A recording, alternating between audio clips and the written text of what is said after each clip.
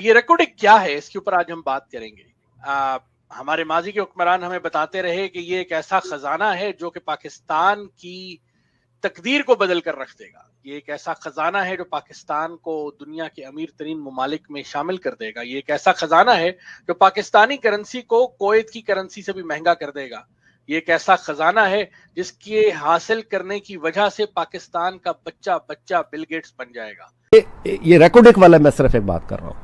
अब सिर्फ इस एक मुकदमे में ब्रीफिंग ये दी गई है कि पाकिस्तान को 14 अरब डॉलर अदा करने हैं ऑस्ट्रेलवी कंपनी को, जो इफ्तिखार चौधरी साहब अपनी हुब्बुल वतनी में उस मुआहदे को कैंसिल मनसूख करके समझ ये रहे थे कि मैंने ये मनसूख कर दिया। वो तो चला गया घर इफ्तिखार चौधरी, अब उसको बुलाए उसके घर से और कहें कि ये 14 अरब डॉलर का जो तूने ये पाकिस्तान को टीका लगाया है अपनी हुब्बुल वतनी से, अब ये दे, ये कहाँ से देगा? तू 10 दफ़ा बिक जाएगा। 14 अरब डॉलर इफ्तिखार चौधरी को तो 1400 रुपये ना दे उसकी शक्ल देख के, जनी जिस आदमी की शक्ल देख के 1400 रुपये कोई चंदे के लिए उसको ना दे।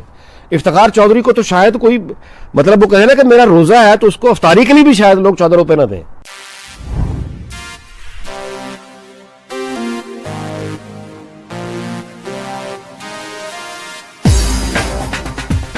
दोस्तों, पाकिस्तान के पास भगवान ने दिया हुआ सब कुछ है। मतलब भगवान ने भारत को दिया हुआ और भारत ने पाकिस्तान को दिया हुआ सब कुछ है। इनके समंदर के नीचे गैस और तेल है, ज़मीन के अंदर तांबे और सोने का भंडार है, लेकिन ये भीख मंगे उस पर बैठकर भीख मांगते हैं। रेकोर्ड एक ऐसा इलाका है कि उस ज़मीन के नीचे तांबे और सोने का भंडार है, लेकिन निकालेगा कौन? इसलिए परदेसी कंपनी चाहिए और उनको काम देने के लिए इनको पैसा चाहिए, और पैसा देने की नौबत आ गई तो इनके पास कभी होता ही नहीं। इन्होंने ही सुप्रीम कोर्ट में केस डाली और उस वक्त के चीफ जस्टिस इफ्तिखार चौधरी ने पूरा कॉन्ट्रैक्ट ही रद्द कर दिया।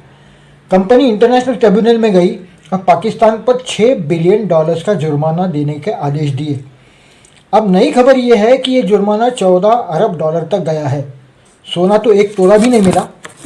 रिकॉर्ड क्या है ये जानिए, और फिर वरिष्ठ पत्रकार अनिक नाजी ने इफ्तिखार चौधरी के बारे में क्या बोला ये सुनकर भी आपको मज़ा आ जाएगा, इसलिए आखिर तक देख लीजिए।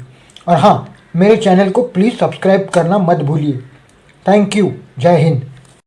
रेकोडिक ईरान और अफगानिस्तान से तवील सरहद रखने वाले बलूचिस्तान के जिले चागी में वाक़ है। रेकोडिक का शुमार पाकिस्तान में तांबे और सोने के सबसे बड़े जबकि दुनिया के चंद बड़े ज़खायर में होता है।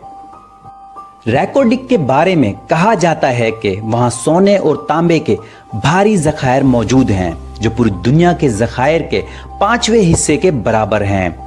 तांबे और सोने के दीगर ज़खायर के साथ साथ चागी में बड़ी तादाद में दीगर मादनियात की दरियाफ्त के बाइस माहिरीन अर्जियात चागी को मादनियात का शोकेस भी कहते हैं।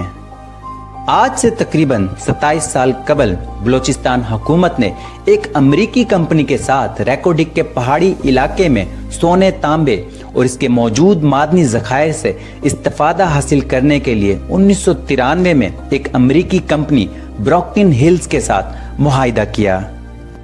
अमरीकी कंपनी के साथ ज्वाइंट वेंचर के तौर पर चागी हिल्स के नाम से किए जाने वाले मुआहिदे के तहत 25% मुनाफा हुकूमत बलूचिस्तान को मिलना था। इस अमरीकी कंपनी ने एक ऑस्ट्रेलियाई रजिस्टर्ड टेथियान कॉपर कंपनी के साथ हिस्सेदारी का मुआहिदा किया, जिसकी रूह से बलूचिस्तान हुकूमत ने इस कंपनी को 2002 को सोने, कॉपर और दीगर मौजूद मादनी वसाइल की तलाश का लाइसेंस जारी किया और इस कंपनी ने पाकिस्तान में काम शुरू किया। बलूचिस्तान हुकूमत ने लाइसेंस की फरहमी के लिए ये शर्त रखी थी कि कंपनी यहाँ से हासिल होने वाली मादनियात को रिफाइन करने के लिए बैरून मुल्क नहीं ले जाएगी। हुकूमत की जानिब से चागी में रिफाइनरी की शर्त रखने के साथ साथ बलूचिस्तान के हिस्से को भी बढ़ाने की शर्त रखी थी। कंपनी की जानिब से इन शराइत को मानने के हवाले से पेशरफ्त ना होने पर महकमा बलूचिस्तान माइनिंग रूल्स 2002 के शराइत पूरी ना होने के बाइस मादनियात के लाइसेंस देने वाली अथॉरिटी ने नवंबर 2011 में TCC को माइनिंग का लाइसेंस देने से इनकार कर दिया। सुप्रीम कोर्ट ने 2012 में 1993 में होने वाले इस मुआहिदे को कालादम करार दे दिया था। टेथियान कंपनी ने 2012 में मंसूख होने वाले मुआहिदे पर आलमी सरमायाकारी ट्रिब्यूनल से रुजू किया था। 2019 में ट्रिब्यूनल ने पाकिस्तान को $4 अरब जुर्माना, $2 अरब सूद और अखराजात की अदायगी का हुक्म दिया था। पाकिस्तान की नजरसानी की दरख्वास्त पर फरवरी 2020 में अबूरी हुक्म इम्तना जारी किया गया।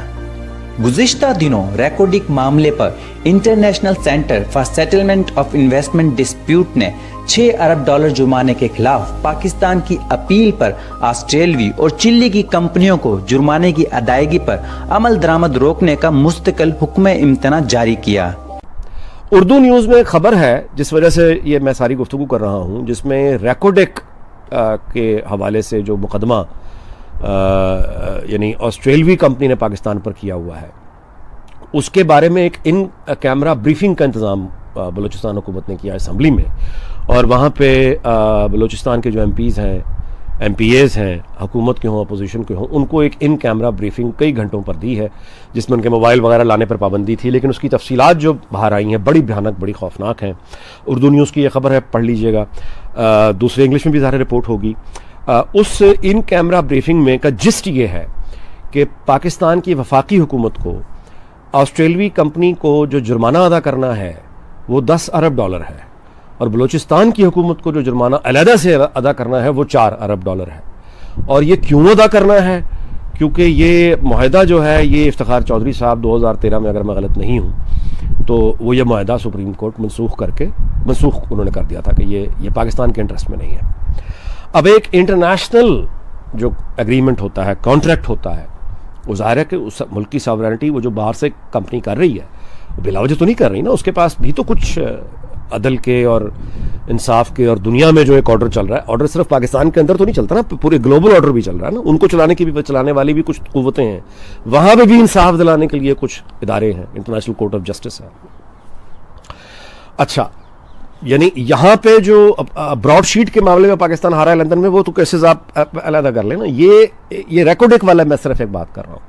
अब सिर्फ इस एक मुकदमे में ब्रीफिंग ये दी गई है कि पाकिस्तान को $14 अरब अदा करने हैं ऑस्ट्रेलवी कंपनी को, जो इफ्तिखार चौधरी साहब अपनी हुब्बुल वतनी में उस मुआहदे को कैंसिल मनसूख करके समझ ये रहे थे कि मैंने ये मनसूख कर दिया। वो तो चला गया घर इफ्तिखार चौधरी, अब उसको बुलाएं उसके घर से और कहें कि ये $14 अरब का जो तूने ये पाकिस्तान को टीका लगाया है अपनी हुब्बुल वतनी से, अब ये दे, ये कहाँ से देगा? तू 10 दफ़ा बिक जाएगा। $14 अरब इफ्तिखार चौधरी को तो 1400 रुपये ना दे उसकी शक्ल देख के, यानी जिस आदमी की शक्ल देख के 1400 रुपये कोई चंदे के लिए उसको ना दे।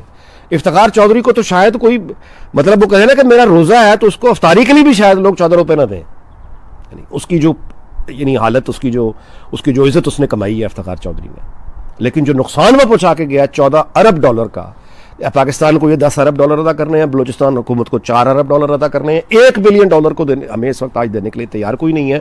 ऊपर से अगर ये डेडलाइन आ गई कि ये $14 अरब भी दो, तो ये हमारी जो हाई कमीशन हैं लंदन में, ये जो हमारे कोई PIA के होटल, ये वैली जो है ना जदादें, ये नीलाम हो जाएंगी। फिर ये पाकिस्तान सरकार की जो यानी फॉरेन ऑफिस, ये जो बाहर एम्बेसीज बनी हुई हैं, ये बिकने की नौबत आ जाएगी। PIA का जहाज़ कहीं जाएगा सऊदी अरब तो वो पकड़ लेंगे, वापस नहीं आने देंगे। फिर ये नौबत आ जाएगी अगर वो $14 अरब इस वक्त कहाँ से निकाल के दें $14 अरब? आप मुझे बताएं, है हालत हमारी $14 अरब?